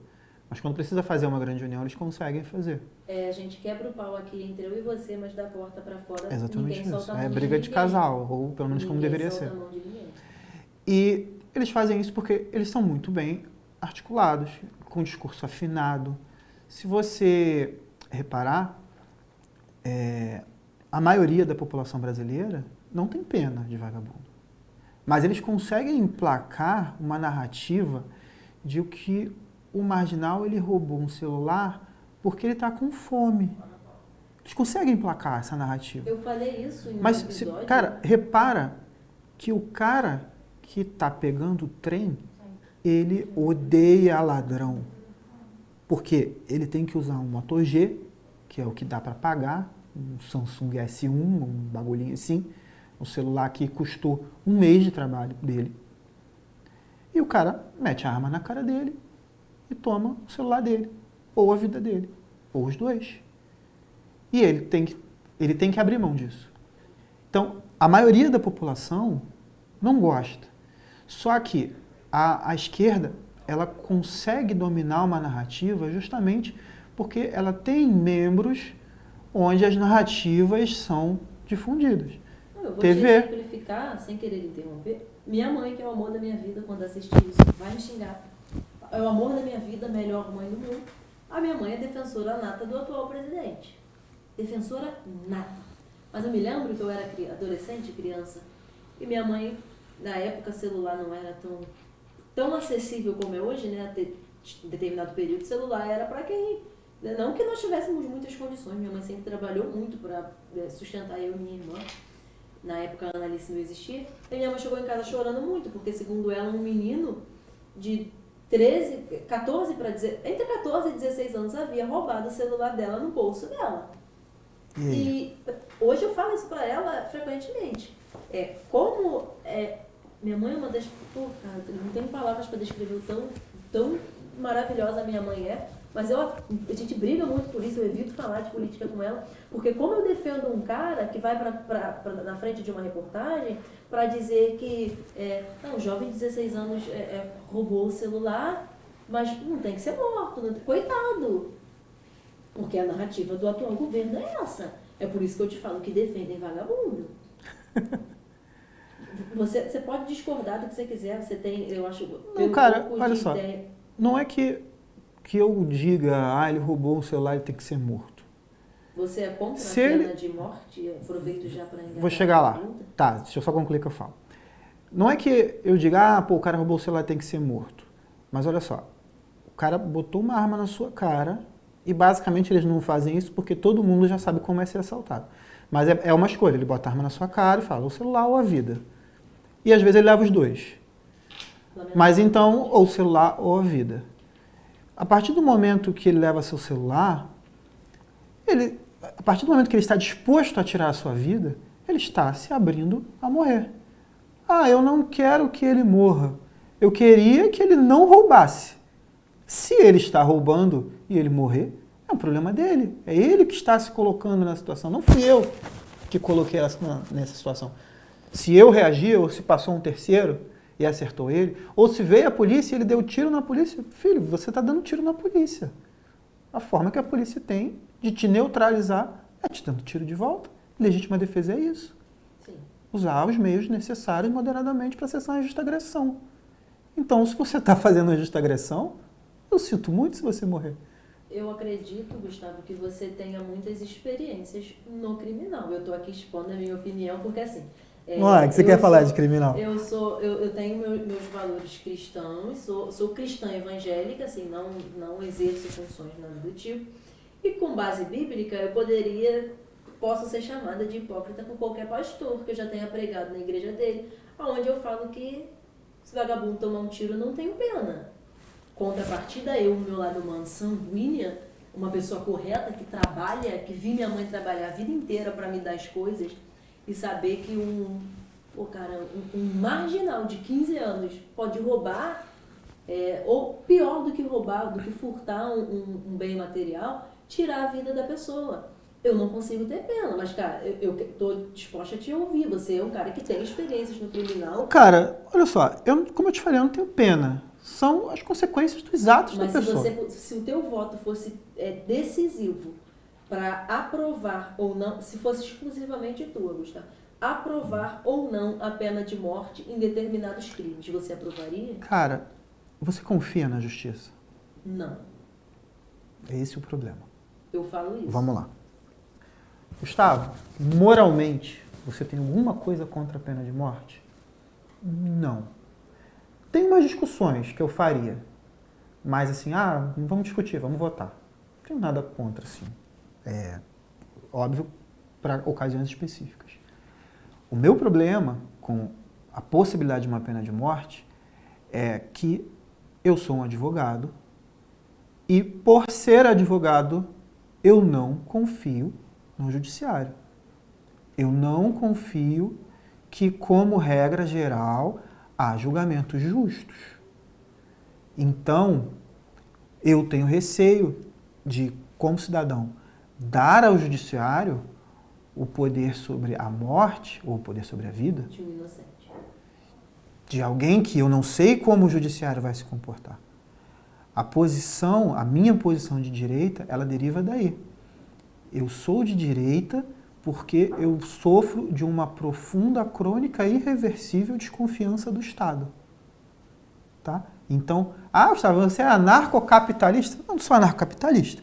Agora, eu acho que o Estado é um cachorro bobão. Você não pode dar muito poder a ele. Ele tem que estar na coleira. Então, mas o cara roubou, estuprou, torturou. De fato, moralmente, eu acho que aquele ali, esse cara aqui, especificamente aqui, Nós sabemos que fez. talvez devesse. Mas e aí, quanto inocente preso que pode vir a ser condenado? A prisão ainda, assim, por mais que o tempo não possa ser devolvido à pessoa, ela sai. Se ela foi presa injustamente, uma hora ela sai. Ela pode depois correr atrás de uma indenização. Acontece. Sim. Não Muitas injustiças acontecem. Muita injustiça acontece. Reconhecimento fotográfico equivocado. Eu não conheci o cara, né? Eu estudei o caso dele. O cara foi preso 2 vezes equivocadamente por reconhecimento fotográfico. Tem noção? Polícia. Caiu 2 vezes. E ele virou polícia. Que bom, né? Ele saiu do curso preso, porque mais uma vez ele foi reconhecido equivocadamente. Cara, que bom que o cara se tornou polícia, né? Porque se tornasse bandido, a culpa seria do que ele passou. Que bom que o cara decidiu se tornar uma Pois polícia. olha só, isso é verdade. Olha o tanto de injustiça que esse cara sofreu e ainda assim ele não se desviou do caminho da virtude. É por isso que eu falo que quem quer ser do bem vai arrumar motivo para ser do Cara, bem. os valores são inegociáveis. Valores são inegociáveis. Você é o que você é, a criação que você recebeu, o que você recebeu não só do teu pai e da tua mãe, mas também das pessoas que te cercam. E uma hora você vai ser responsabilizado por ter adotado aquelas posturas. Então, assim... Super claro. Antes de pularmos para o próximo tema, eu vou te fazer uma pergunta. E a gente pula para o próximo, até por conta do horário. Você é a favor da menoridade penal? Se eu sou a favor da redução da maioridade. Da redução da maioridade penal. Explicado. Então, essa é uma das grandes discussões que eu concordo com a direita, mas discordo da argumentação. Por quê? De forma parecida com porte de arma, com pena de morte, enfim. As pessoas defendem que a redução da maioridade penal ela vai servir para trazer uma grande solução para a criminalidade. Não vai. Não vai. Por quê? Embora muitos menores cometam crime, não é o fato dele ser menor e receber um tratamento mais brando que faz o crime de forma relevante continuar alto. Eu acredito que se houvesse uma redução, ia melhorar um pouquinho, mas não ia ser uma grande solução. Gustavo, então você é contra? Não, sou a favor. Por quê? Por adequação moral, adequação social. Eu entendo que 16 anos é a idade suficiente para você saber que você não pode botar a arma na cintura, apontar para a cara dos outros, ameaçar matar para tomar as coisas dela. Eu sou até radical demais, 16 que foi até muito, pô. Acha? 13 anos, botou revólver na cintura, achei que tem que ser enjaulado. Pode ser. A gente pode discutir a idade, 16, 14, mas eu não acho que isso vai trazer a solução porque, tem um menorzinho ali que está assaltando. Não é isso que vai trazer. Sim. Isso é dos motivos. Isso é uma das medidas a serem tomadas, junto com muitas outras. Parecido é a ideia do porte de arma. Eu entendo que o porte de arma ele é um direito individual. Ele é uma extensão do direito de liberdade, do direito de autoproteção. Eu não acho que o porte de arma vai trazer reduções significativas com a criminalidade. Até porque eu sou advogado, eu não vou botar arma na cintura e andar pela rua combatendo crime. Eu não vou fazer isso. Isso é o trabalho da polícia. Eu quero poder portar uma arma, andar com uma arma para me proteger. Se eventualmente a minha arma for usada para proteger alguém, beleza, estamos no lucro todos.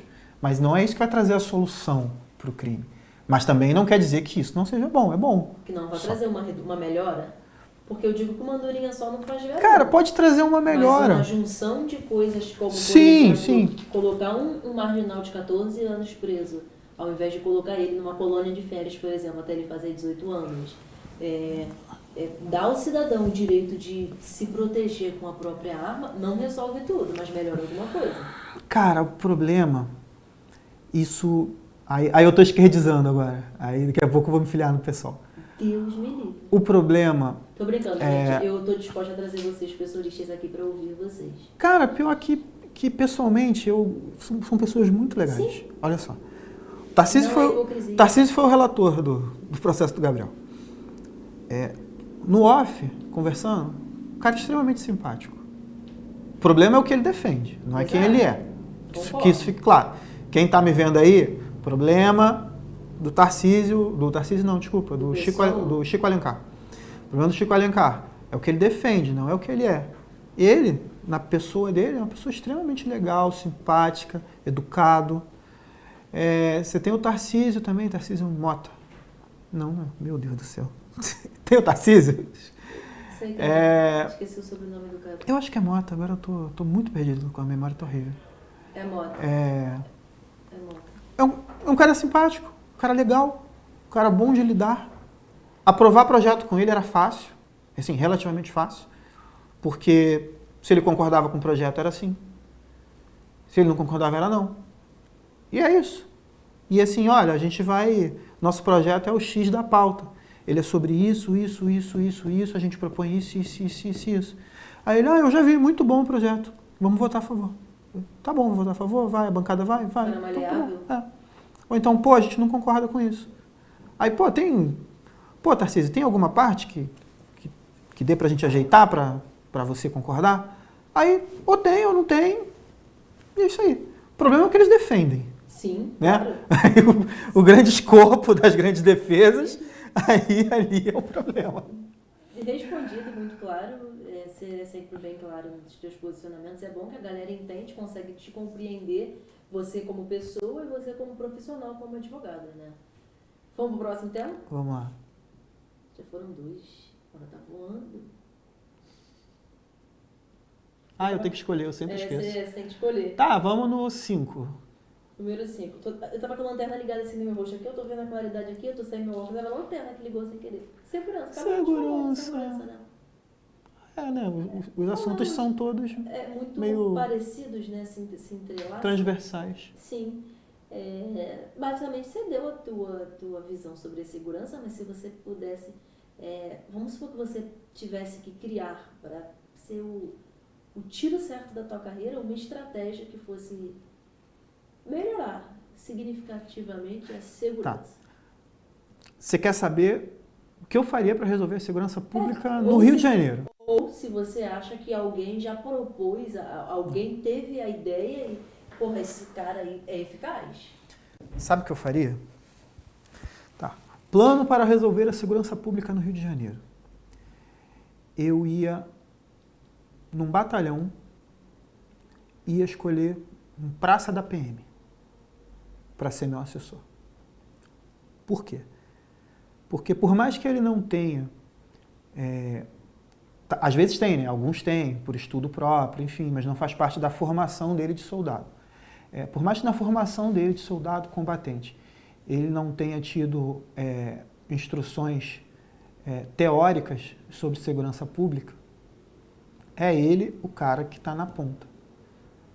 A PM, pelo menos no Rio de Janeiro, mas no Brasil inteiro, mas assim, a gente está no Rio, eu conheço o Rio. O cara que está na ponta da segurança pública é o policial militar.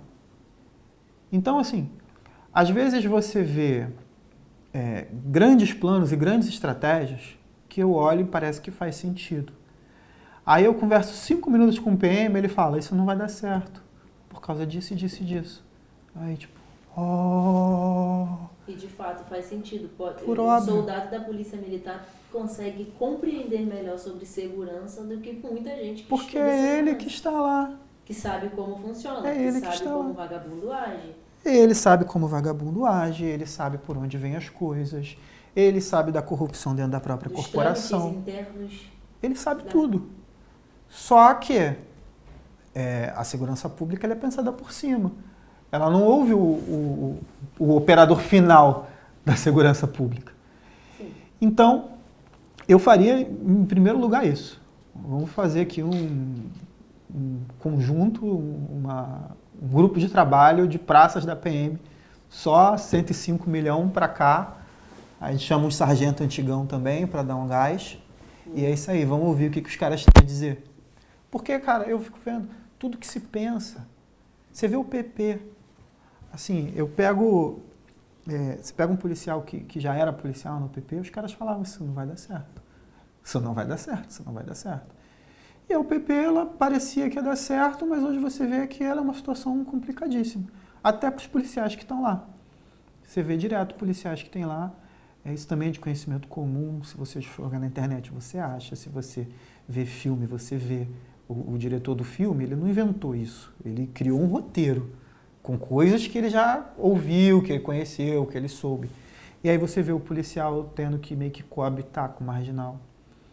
Porque ele não pode fazer certas coisas, ele tem certas limitações. Por exemplo, muito se fala da desmilitarização da PM. Isso é uma bandeira da esquerda. Absurda pra mim. É curiosa. Eu não acho que ela é boa, mas eu acho que... E aí, isso eu aprendi com quem? Com praça da PM. Por quê? Olha só, eles falam que tem que desmilitarizar a PM porque a PM é militar e a PM mata muito porque ela é militar. A Polícia Civil não é militar. E, no entanto, deu um show espetacular naquela operação que morreu, acho que uns 27. E não eram militares. Então, assim, parabéns, Polícia Civil. Vocês provaram que não precisam ser militar para arrebentar uma porrada de vagabundo. Vocês estão de parabéns. Vocês estão muito bem. Podia fazer mais. Você pode ver que não morreu inocente. Que maravilha. A operação só acertou os alvos. Acho que nessa morreu um policial no comecinho da operação, né? Lamentável. Não me recordo. Eu acho que foi meio que, sim, azar mesmo. Se eu não estou misturando as histórias, ele estava abrigado, ele estava protegido. Foi por isso que eles atacaram, não foi? Porque mataram o policial? Não, pelo contrário. Já era uma operação que já estava acontecendo. Já estava em vigor. Quando estava começando a operação, um marginal acertou a cabeça de acho que foi um delegado, foi um policial civil, né, que não era delegado. Mas eu fiquei pensando, caraca, mano, por quê? E aí depois eu fiquei sabendo que esse policial, ele estava até abrigado, ele estava, tipo, operacionalmente certinho, mas um tiro ricocheteou. Então ele estava abrigado, o tiro bateu e voltou nele, assim, uma coisa, lamentável. Mas é uma operação que já ia acontecer, não foi uma operação que ficaram putos e, vamos lá, matar vagabundo. Então, assim, a polícia, ela não é mais ou menos letal porque ela é militar ou porque ela não é. Para a sociedade, para eu, para você, que não somos da segurança pública, é bom que a polícia militar continue militar. A meu ver, só quem se beneficia de uma polícia militar que deixe de ser militar é o praça da PM. Porque ele vai ter direitos, que hoje ele não tem. Que emprego você pode ser preso por faltar? O policial militar pode ser preso porque ele faltou. Seria benéfico para ele. Benéfico para ele, para questões trabalhistas para ele. Que emprego você pode ser preso porque você cansou e você tá puto, você quer ir embora. Foda-se, desconta meu dia. E você pode ser preso por isso. Militar. Por isso que eu acho uma puta covardia quando atacam a PM na televisão. Não tô Sim. dizendo que é todo mundo certinho, anjo, sim. Não. Tem laranja podre, sempre tem, em todo lugar, válido pra tudo na vida. Mas eu acho uma puta covardia atacarem os policiais militares, porque é o exemplo que você deu aí. O cidadão que às vezes é cego por uma narrativa esquerdista, tá lá atacando a PM, sendo que se ele for assaltado, a primeira ligação que ele vai fazer é pra PM, entendeu? E aí um cidadão cego por uma narrativa de esquerda, vai lá pra televisão atacar, sendo que ele tem mais direitos trabalhistas do que um policial militar. Tem, exatamente. Então, assim, vamos desmilitarizar a PM? O praça vai ficar feliz. Agora, para a sociedade, não é tão feliz, porque o fato dele não ter tantos direitos favorece, de repente, ele não pode desobedecer uma ordem. O cara fala, vocês vão Você tem um cidadão ali que está encurralado por marginais, vocês têm que ir lá. O cara não pode falar, não vou, pô, é muito perigoso, tá maluco, é que eu morra? Não, é crime se ele fizer isso. Então, para a sociedade é bom que ela seja militar. Agora, se desmilitarizar, vai ser bom para o praça, principalmente para o praça. Porque, você vê só, o praça, ele não pode questionar a autoridade acima dele. Ele não pode desrespeitar a linha de comando. Então, o soldado, ele não pode, digamos que, num país fictício, um determinado coronel fictício, determine que ninguém do batalhão dele pode adentrar em determinada área. O praça está vendo crimes acontecendo ali, mas ele tem uma ordem do topo dizendo que ele não pode entrar. Ele não pode sequer entrar na mesa no gabinete do coronel, bater na porta e falar, coronel, por que eu não posso entrar naquela porra? Não pode. É uma infração disciplinar. Então, assim, vai beneficiar ele. Agora, a sociedade é bem melhor que a polícia continue militar. Com certeza. Interessante. Muito bom, Gustavo. Próximo tema. Cara, a hora tá voando. Tô vendo, você tá com pressa. Não tô com pressa. Pô, pode falar, eu ficaria te ouvindo até 2 da manhã, 3 da manhã, pô. Que vamos falar de Deltan. Vamos falar do processo do Deltan. Vamos falar do Léo Lins. Eu esqueço do número, eu olho e fico esperando aparecer. Tá, vamos no 3. Número 3. Esquerda. Falamos já de esquerda e vindo de um ex-esquerdista. Cara, tem um ditado que diz que se você é esquerdista enquanto você é jovem, é porque você tem coração. E se você, quando mais velho, vira de direita, é porque você tem cérebro. Você mencionou, eu gostei da frase. Então, a minha guinada à direita, ela foi meio diferente, assim, do normal, né? Primeiro porque eu era de esquerda, porque adolescente, cheio de disposição, vamos mudar o mundo, isso aqui tá certo, isso aqui tá errado. Mas eu já não era muito esquerdista. Dentro da esquerda, o nego já me dizia que eu era meio direitoso, assim. Que eu estava já, dentro da esquerda, eu estava à direita, no espectro da esquerda. E a partir do momento, como eu falei antes, a minha posição de deixar a esquerda foi principalmente por uma profunda, crônica, irretratável desconfiança que eu tenho do Estado. Eu não confio no Estado. Mas porra, o seu político, o político que você escolheu foi eleito. Tá, mas eu ainda não confio no Estado. Por quê? Isso aconteceu, por exemplo, na Revolução Russa. Você tinha lideranças, operários, um monte de gente que era povo. E aí eles tomam o poder. A partir do momento que eles tomam o poder, eles deixam de ser povo. Eu nasci muito pobre. A gente nunca passou fome, tá? Mas era coisa assim de um tênis por ano no Natal, e tinha que usar para a escola, para sair se fosse sair, para ir para a igreja no domingo. E aí tinha que ser preto ou branco por causa da escola. Um ano eu escolhi o tênis branco, me arrependi amargamente, porque eu tinha um tênis branco que eu tinha que usar todo dia. Então, deixar aquilo branco era impossível. Tinha os 2 em 1, né? O branco ficava preto, voltava a ficar branco. Você não tinha, e não dava tempo de lavar, porque domingo eu ainda ia para a igreja. Então eu precisava do tênis. Então, peraí. Acabou a água. Cadê a produção? Então, o que aconteceu? Por meio da educação, eu melhorei de vida. Meus pais puderam me ajudar, eu não precisei pagar faculdade. Na verdade, eu recebia da faculdade. Mas eles conseguiam me manter uma passagem, alguma coisa, que outras famílias nem isso conseguem. Mas pelo menos isso eu tinha. E aí, por meio da educação, eu me tornei advogado, eu consegui melhorar de vida. A gente acostuma com a facilidade muito rápido, você já reparou?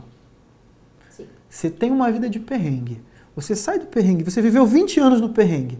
Você sai do perrengue 1 ano. Tu esquece tudo. Você esquece, cara, que era perrengue. Não lembro. Um dia eu estava com meu filho recém-nascido, e aí eu precisava fazer uma manutenção no carro, e eu deixei o carro com o meu pai para ele levar no mecânico no dia seguinte, porque em Belfort Roxo o mecânico é mais barato do que em Niterói. E aí eu fiquei sem carro. E aí era 25 de dezembro, eu estava na casa de uns parentes e eu precisava de um Uber. Porra, vai arrumar Uber 25 de dezembro. Aí chama Uber. Aí, caraca, nada do Uber vinha. Aí vinha, cancelava. Aí alguma hora eu falei em voz alta assim, pô, que saco, eu tô uma hora esperando o Uber e ninguém vem. Aí uma parente falou, Gustavo, por que você não pega um ônibus? E aí no primeiro momento, eu tava com meu filho de meses, assim, né? E aí no primeiro momento eu pensei, pô, tá maluco pegar um ônibus com meu filho, novinho, de colo? Pra em seguida eu lembrar, porra, eu andei de ônibus a vida inteira. Por quê? Então, essa é a mesma coisa essa é a mesma razão que me leva a ser um desconfiado do Estado. Porque o cara ele não faz parte da máquina pública. E aí ele é povo. Ele é esmagado pelo Estado, tudo é difícil, posto pra caralho, um monte de regra escrota, ele quer ser empresário, aí tem um fiscal, e aí ele não sabe a regra, e o fiscal cada hora dá uma multa nele, dá uma notificação, cada hora uma exigência. E aí você tem, a Câmara do Rio fez muito isso, você tem obrigação de botar um quadro com um monte de placa que a Câmara determina. Aí o vereador acha que tem que ter um aviso novo, ele vai lá, faz uma lei, todo mundo vota, e aí você, dono do bar, se vira e faz. Aí você é o empresário. Aí outro político, ele ficou puto porque ele foi no banheiro e não tinha papel higiênico. E aí ele faz uma lei para determinar que todos os bares e restaurantes têm que ter papel higiênico e chuveirinho, para ele limpar a bunda dele. Porque, sei lá, porque caralhos ele quis cagar na rua, não tinha um lenço umedecido. Então, o Estado é um escroto. E por isso eu não confio. Por quê? Você é povo. A partir do momento que você se torna um político, você deixou de ser povo, mas você ainda se lembra, porque você acabou de tomar posse. Mas com o passar do tempo, você vai esquecendo. O seu carro agora é oficial, o seu carro não toma multa, porque por mais que ele tenha que respeitar o CTB, o guarda fica meio constrangido de dar uma multa no político. Você tem segurança, então você não anda mais na rua, você não passa mais pela insegurança de estar andando na rua sozinho, tipo, caralho, isso aqui tá escuro, né? Porra, olhando para trás. Não, você tá cheio de segurança, você só anda de carro. E não tô dizendo que tá errado, o cara tem que andar de carro mesmo, porque é perigoso. Exposto, né? Porque é perigoso, o político, qualquer que seja, ele mexe com muitos interesses, então é muito perigoso, realmente. Mas é por isso que eu não confio no Estado. Porque os políticos e as fraldas têm que ser trocadas rotineiramente pela mesma razão. Eles ficam sujos de bosta. E é isso. Então, por que eu virei de direita? Porque a esquerda, ela quer que o Estado regule tudo. Absolutamente tudo. Tudo tem que ter, não, porque o Estado tem que se meter nisso aqui, porque o Estado tem que se meter nisso aqui, porque o Estado aqui, porque o Estado aqui, porque o Estado lá. E é um monte de gente que não produz uma borracha para apagar a besteira que escreveu, mas que fica produzindo regra para a sua vida. Então, foi esse o ponto de partida pelo qual eu virei e falei, porra, socialismo não dá, socialismo não funciona, as pessoas têm interesses individuais, as pessoas colocam os seus interesses individuais acima do interesse coletivo rotineiramente e não se pode haver, eu não posso esperar viver ou defender uma filosofia que simplesmente desconsidere elementos básicos da personalidade humana, que é, primeiro, a si, o seu grupo, os seus filhos, os seus próximos. Então, qual é a melhor alternativa para isso? Liberdade. Liberdade com responsabilidade, liberdade econômica. Então, aí você vai fazendo as liberdades, por óbvio, as liberdades não são absolutas. É bom ouvir isso de você, que conheceu o outro lado, porque é muito fácil. Eu, que nunca me identifiquei com a esquerda, né, apesar de nova, né, ou até uma pessoa mais velha do que eu, que nunca tenha se identificado com a esquerda, é muito fácil falar, você é gado, você é cega pelas narrativas de direita. Só que você veio da esquerda, e você acabou de dizer que o socialismo não dá certo.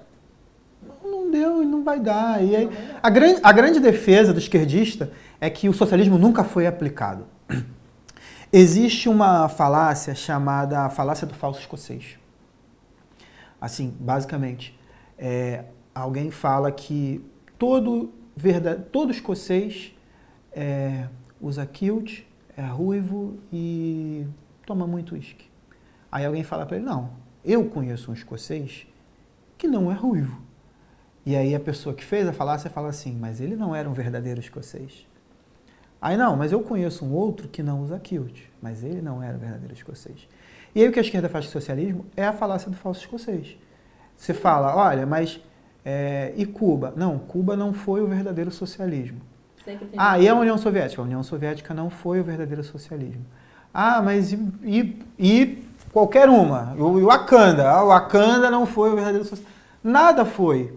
E nada foi porque, de fato, realmente, se você for olhar teoricamente o que é socialismo, teoricamente o que é comunismo, inclusive o socialismo é um passo para o comunismo. A gente meio que trata como sinônimo para resumir, mas são duas coisas distintas e um é caminho para o outro. Se você for olhar, teoricamente, realmente não foi aplicado. Mas não foi aplicado porque não dá, porra. Não dá. Simplesmente não dá.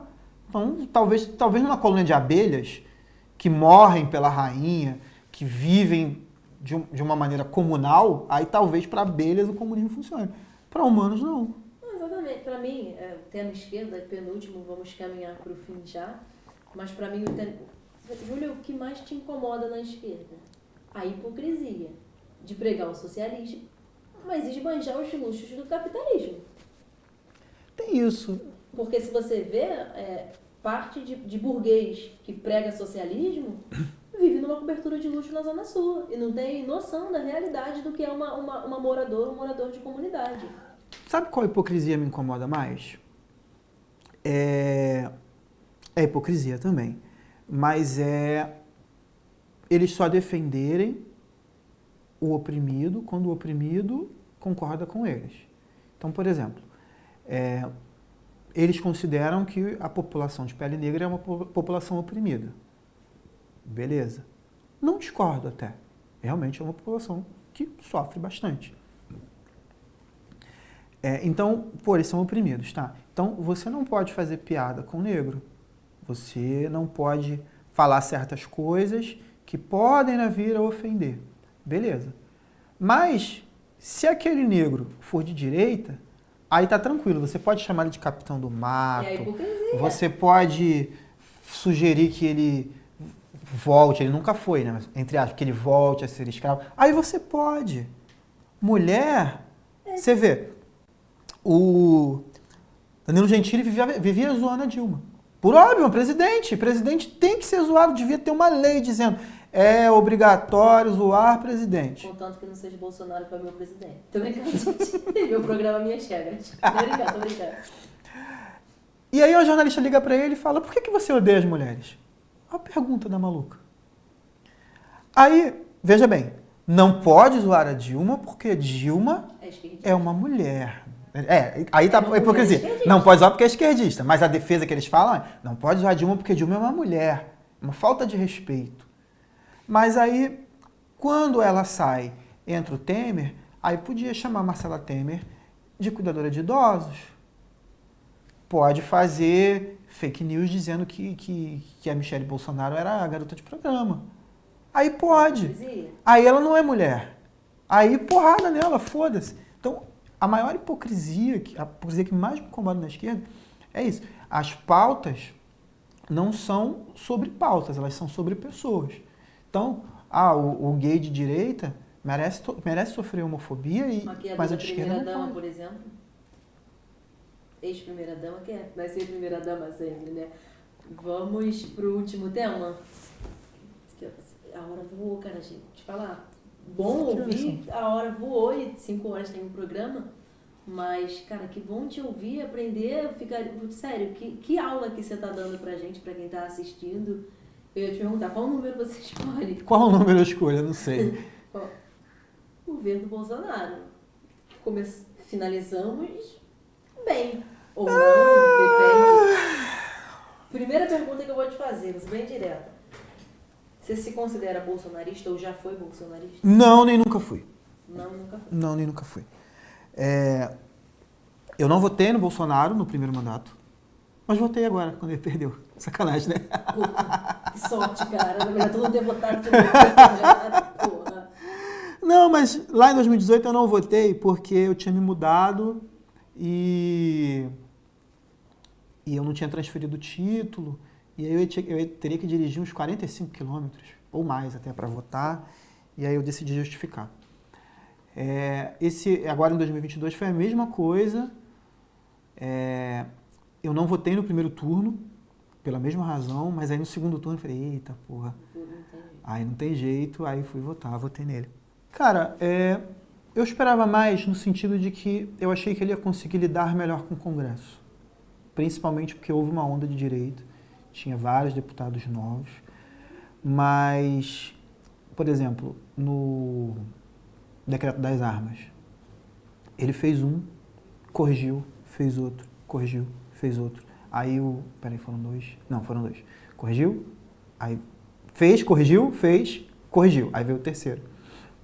Esse tipo de coisa acontece, na minha opinião, por falta de gente. Ele veio um cara muito puro, do sentido de ser, corretamente, tá? De ser intransigente com qualquer um que tivesse um histórico ali meio errado. Só que ele assumiu uma máquina imensa. E, ao que me parece, no primeiro ano de mandato, ele não estava com um time bom para tocar aquela máquina. Mas com todos os números, nos primeiros 6 meses, por exemplo, do governo Bolsonaro, o Paulo Guedes, por exemplo, foi eleito o melhor ministro da economia. O Paulo Guedes mandou bem pra caralho. Não, o governo Bolsonaro, não resumindo apenas no primeiro ano de mandato, mas em 4 anos, porra, o cara caiu uma porrada de coisas. Por exemplo, a Bolsa bateu recordes, o desemprego caiu. Você acha que um cara que governou no meio de uma pandemia que foi mundial e o Brasil se saiu melhor do que países que são maiores potências do que o próprio Brasil, você acha que o Bolsonaro não fez um bom trabalho? Não foi o que eu disse. Não, sim, eu tô te perguntando, agora vem a... Não, eu acho, se ele não tivesse feito um bom trabalho, eu não teria votado nele no segundo turno. Só que... Você acha que poderia ter sido mais? Eu vou te falar, diferentemente como a gente falou do MBL antes. Pô, o MBL foi parceiro, aí depois o MBL surtou e virou oposição. Diferentemente do MBL, e eu sou uma pessoa também, não sou um grupo importante, Sim. Eu apoiei, eu vi coisas que eu não concordava, Normal, acho e eu continuei apoiando. É isso. Aí, por que o Bolsonaro não foi reeleito? Eu acho que teve algumas deficiências que, se não tivesse tido, talvez a gente tivesse conseguido ser reeleito. Se tivesse conduzido de um outro modo. Não estou aqui para defender o STF, mas talvez tivesse tido uma outra forma de lidar com o STF. Ou não estou aqui, absolutamente não estou aqui para defender os arbítrios da pandemia.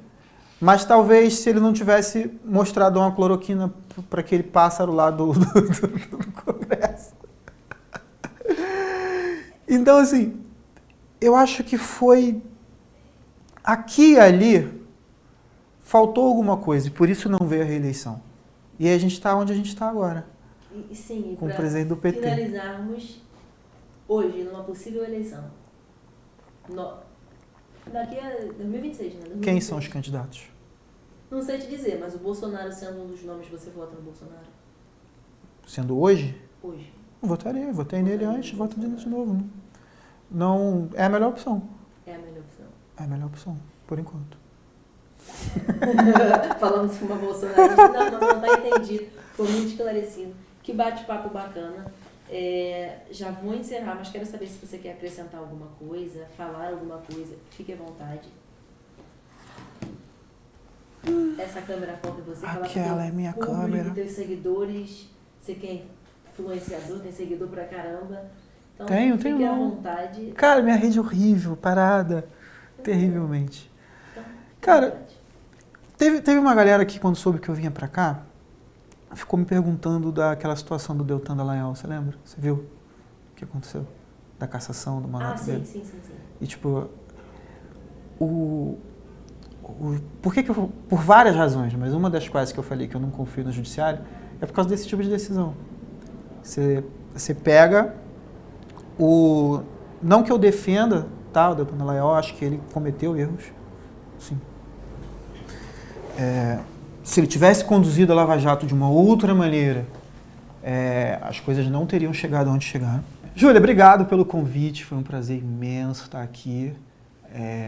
Queria ter tido mais tempo para a gente falar mais besteira, você vê que eu fico divagando. Eu que te agradeço e eu quero deixar marcado para você voltar, com certeza, porque, cara, que aula aqui, que inteligência, gosto de pessoas inteligentes, eu acho o máximo, ainda que a gente discorde em alguns pontos, ouvir pessoas inteligentes com a mente aberta é muito bom, que você não quer botar o teu posicionamento de qualquer forma na minha mente e vice-versa. Então, assim, foi um prazer te receber.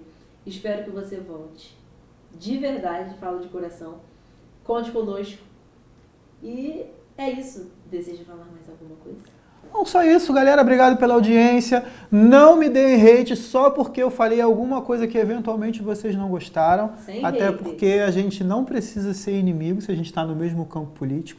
Me sigam nas redes sociais, Gustavo Lima ADV, no Instagram e no Twitter também, eu acho, espero, torço, que eu não esteja enganado. E é isso, obrigado pela oportunidade, obrigado pela audiência, abraço. Gente, obrigado a vocês. Agradeço novamente aos nossos patrocinadores, em especial realização de tudo isso aqui, Estúdio Papeando. Vou deixar o @ de todos eles aqui, ok? É um prazer ter tido vocês aqui em mais esse episódio. Até o próximo. Beijo!